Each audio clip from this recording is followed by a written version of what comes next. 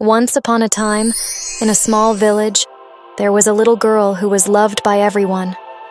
She had a kind heart and always wore a red cloak with a hood, which made her known as Little Red Riding Hood.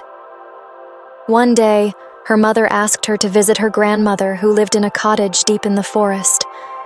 "Please take this basket of cakes and butter to your grandmother," her mother said. "And remember, stay on the path and do not talk to strangers." Little Red Riding Hood promised to follow her mother's advice. She set off on her journey through the forest, carrying the basket carefully. As she walked along the path, she met a sly old wolf. The wolf was clever and knew that Little Red Riding Hood's grandmother was alone in her cottage. He wanted to eat both the girl and her grandmother. "Good morning, Little Red Riding Hood," said the wolf with a friendly smile. "Where are you going?" "I am going to my grandmother's house," Little Red Riding Hood replied. "She lives in the cottage at the end of this path." The wolf thought for a moment and came up with a plan. "How about picking some lovely flowers for your grandmother?" he suggested. "It would make her very happy." Little Red Riding Hood thought this was a great idea and wandered off the path to pick flowers. Meanwhile, the wolf hurried to the grandmother's cottage. When the wolf arrived at the cottage, he knocked on the door softly. "Who is it?" asked the grandmother from inside. "It's me, Little Red Riding Hood," said the wolf in a high, sweet voice, trying to imitate the girl.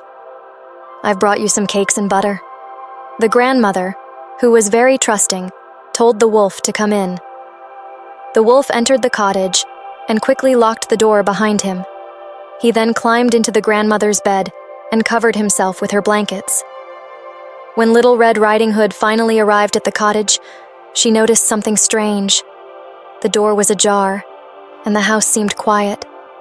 She went inside and called, "Grandmother, I'm here with your treats." "Come in, dear," said the wolf, trying to sound like the grandmother. "I'm in bed." Little Red Riding Hood went into the bedroom and saw the wolf lying in bed, covered with the blankets.